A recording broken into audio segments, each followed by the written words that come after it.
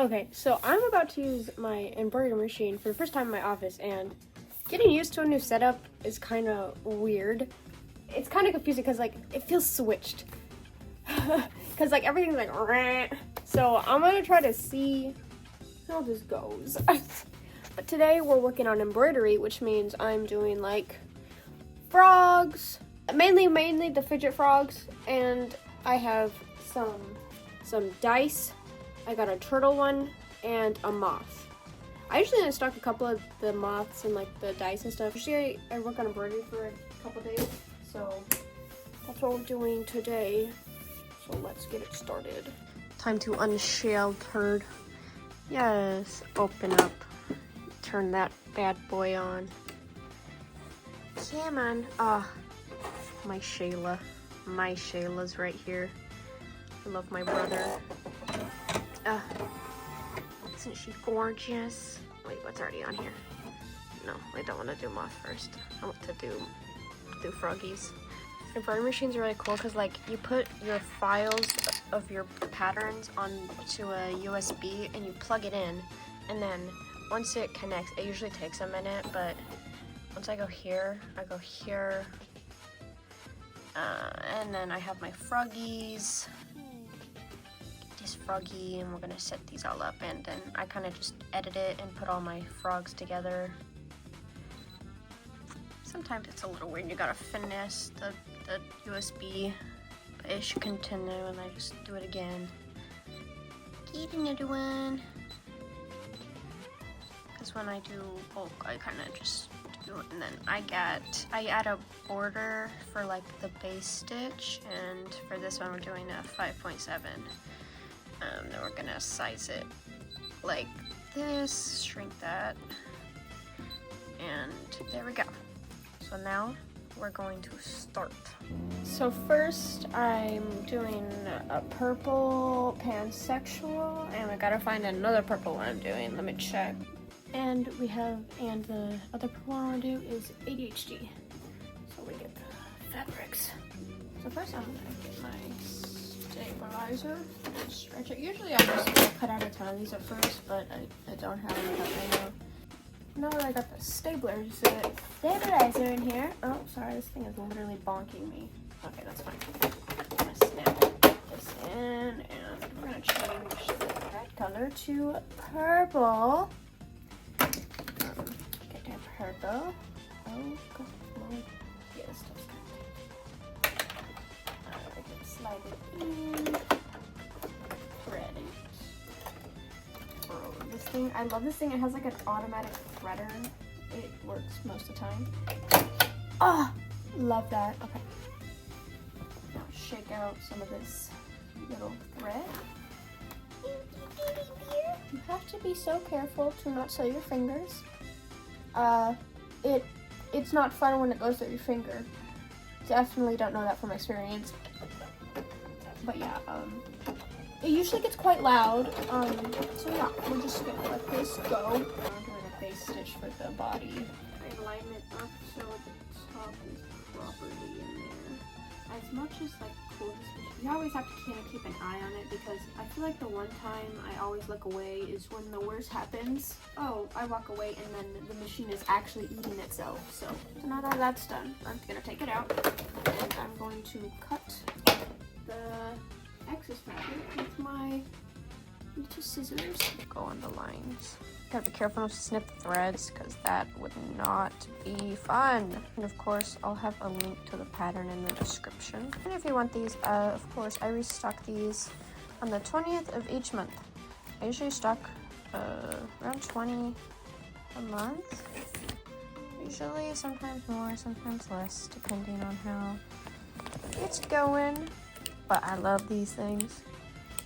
I have one I made a long time ago that was like a dud or something, so I kept it, but I love it. This, if you make plushies or stuff, this thing is going to be a lifesaver. It's a lint roller. Oh, wow. And I definitely recommend doing this with the embroidery machine so it doesn't just absolutely eat fabric. Plug this back in. Now I've got my other stabilizer, which is just to help the threads not absolutely sink into the fabric. So now we're gonna let it embroider, which is just the next parts get very, very loud. So I'm just gonna do a time lapse of that for y'all. So now it's just doing the embroidery. And while it does this, I'm gonna let you guys know some things. So, okay, guys, the 27th, I will be having 20% off all the bracelets and keychain. So if you guys want any of those, I'd recommend, because it's just for that day, because I'm turning 20 and I'm doing 20% off, because like that's so funny. Jesus. Now we're just gonna snip where we put the border pieces. This is kind of where you get most of the like the connecting threads off.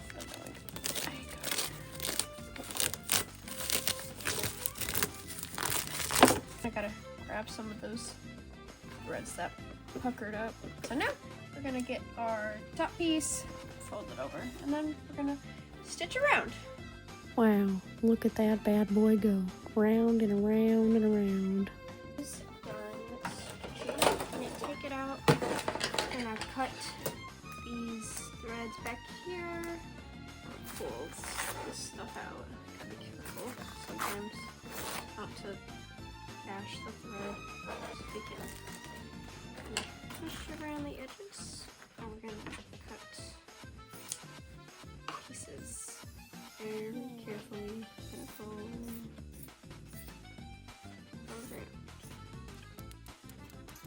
Hemostats are your best friend when turning stuff inside out, especially really tiny stuff. I've also seen people use chopsticks. You gotta be careful because this can like whip your fabric. Just kind of gotta take it slow. Just push all the edges out. Our polyfill.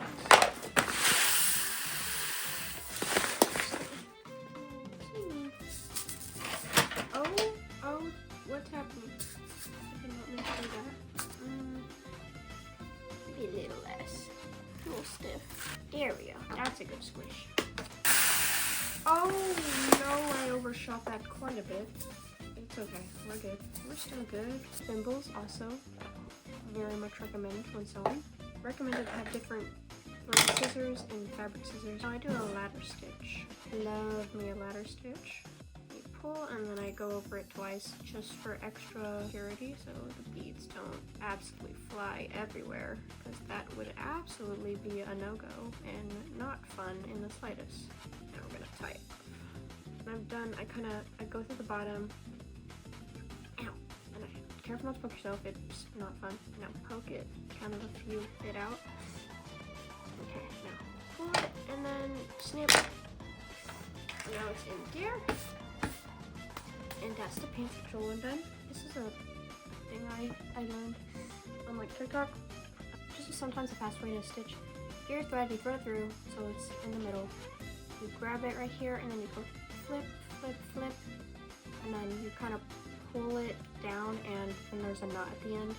I usually do that for my base knot, then I do one extra knot over that. It's just what I've been doing for a while now.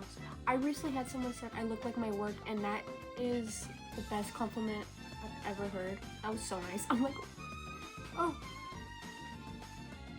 Let's freaking go, bro. Let's do one more stitch just for extra safety measures and my sanity. Another good. I try to get most of like the fluff extra pieces and threads, but sometimes they come through. Be gone, thread. Yay! Okay, so now we have our pansexual fidget frog. So, fidget frog. I got the ADHD fidget frog. Like, I feel like beats it's like a hacky sack, but it's like with really soft fabric, and it's just a little guy. They're just little guys. I'm gonna do it like 20 more times. Rah! And so here are the rest of the frogs that I made on the day. And also, guys, I just want to let you know, thank you so much for 100k subs. That's crazy. And I have a giveaway going on my Instagram. So that if you want to go join and get maybe win a bat and a bracelet. So that's available. I'll have the link in the description. The giveaway ends on February 4th. So yeah, hope you guys enjoyed watching me make some frogs. And if you were to get a frog, what frog combo would you get? I recently added the light purple fabric and I've been obsessed with it ever since. Ooh, and I've been loving that Autistic fabric that I recently updated. Super cute. I love getting to seeing all the different choices people get and the fun combos they are. Ooh, look at this orange. Stunning. Oh yeah, and of course I made the dice. So here is the trans mask one, and I made a asexual and arrow ace one. And I got to make an autistic paw keychain. I love it. And then we have an ADHD turtle and a lesbian moth. Okay, goodbye.